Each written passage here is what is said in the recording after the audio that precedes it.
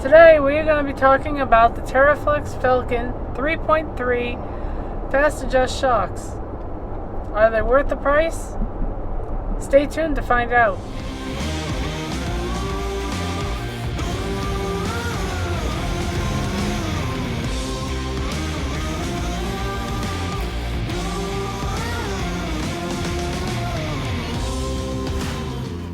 Hey, welcome back to Crawl Zone 207. So today we are doing a review of the Teraflex Falcon 3.3 Piggyback shocks that we installed on my JT.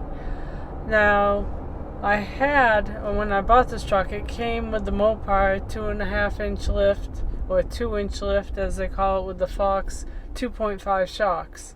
It was a great on-road ride with those, that system, but just wasn't for me. Where I do take this off-road, I want something a little bit better, a little bit adjustable. Now, we have put the shocks in. I wanted to make note that I did leave the Mopar springs in at the moment. I'm not sure if I'm going to go with the Medicoke 3.5 inch lift or the Rockcrawler 3 inch triple rate springs. Planning on off-roading and have this set up. The front droop on the shocks is fine for stock brake lines. It's perfect. The back, however, is not. You will have to add rear brake lines.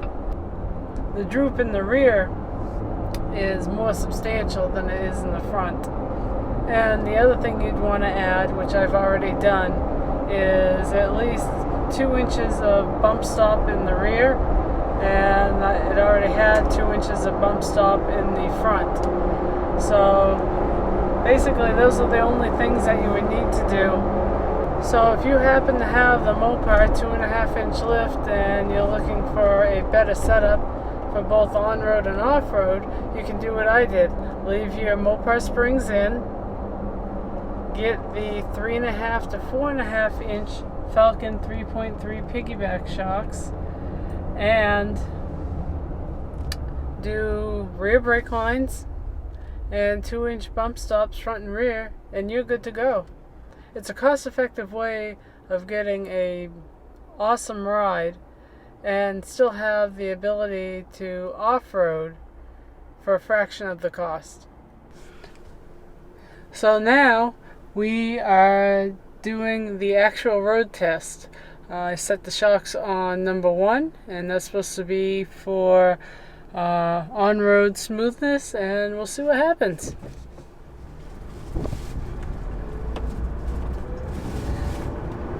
Already I can tell the stability of these shocks. Before with the Mopar 2.5 inch shocks, it's hard to describe, but the body roll was very evident.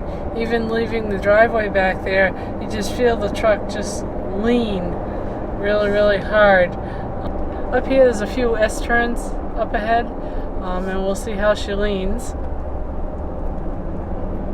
Wow, this isn't bad at all, actually. Very, very slight, very slight body roll that you can barely feel. Here's another one here, going around the corner. Yeah, this is night and day difference. The JT actually seems to drive a lot easier too. I can take my hand off the steering wheel. She's going straight. She's not following the dips and the curves and the roads up here. So far so good. We'll see what happens getting on the main road down here and going over some rail tracks.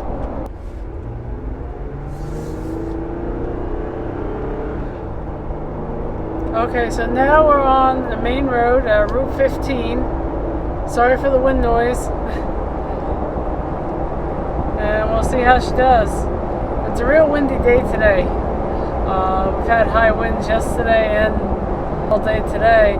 And usually, with this much high winds, the truck would actually get blown.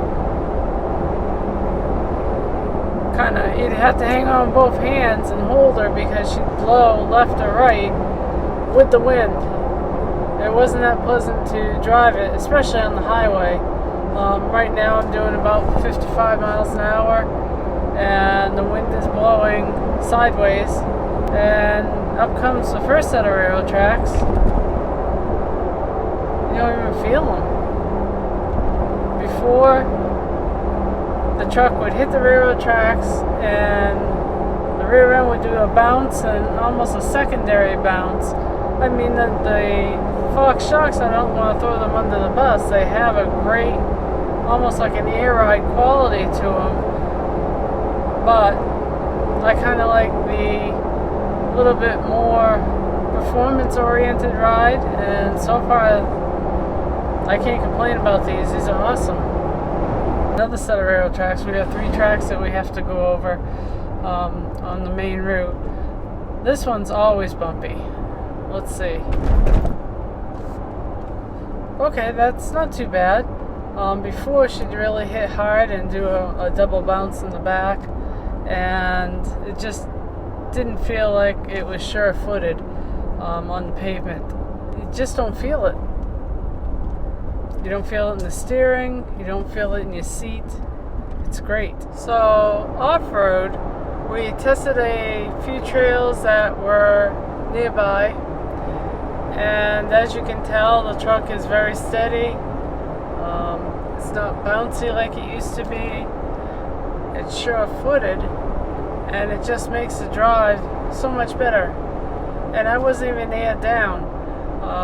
And usually when you don't air down on a trail, it's awful. It handled itself well. I had this truck on a trail with the Mopar 2.5-inch system, and it just bounced all over the place. It was a handful. We were aired down, and it was terrible. Just best word to describe it was terrible. Tired you out because you were all over the place trying to counter steer how it was reacting. But these shocks are awesome. Now, I only had them set on the 2.4 setting. I didn't even go up to 3 for the off-road performance. So I was curious how they do in a mediocre setting. 2.4 seemed more than enough. I can't imagine what the level 3 is. You can see we set up on what we call split rock. We just wanted to see what the flex was with the shocks, make sure I wasn't stretching any brake lines or anything to that, anything else that could be a factor with the bump stops and whatnot. Everything looked fine. Didn't see anything that looked unusual, out of place. And we continued up through what they call the main trail, and it handled well. There's no complaints whatsoever. Now again, this isn't a big rock crawling trail or anything like that. It'll be interesting to see how it does on those type of settings. But for your everyday trail with a few rocks, bumps, dips and mud holes and what have you, it handled fine. So my overall thoughts on these shocks is that they're awesome. I love the adjustability from 1 for on-road up to 3 for off-road or performance. And then on setting number 2, you can adjust depending if you're carrying weight in the back or whatever you're doing. The adjustability is key. Now the weight on them is a little bit long. I waited a month and a half just about to get them, and I almost thought of going with another shock brand because I didn't really want to wait, but I'm glad I did. It's so much better than I ever dreamed that they could be. It's worth the wait. Off-road capability, the on-road capability, hauling capability, and the stability of the truck.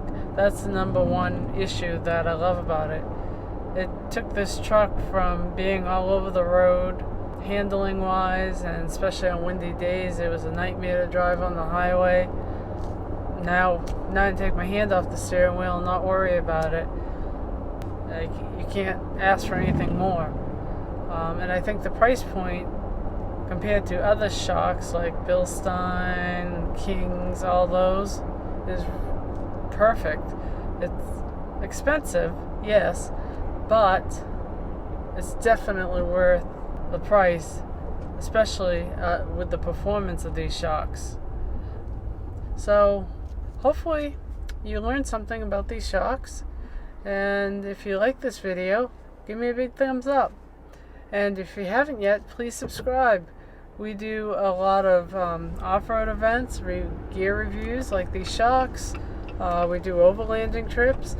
So hopefully we'll see you on our next video.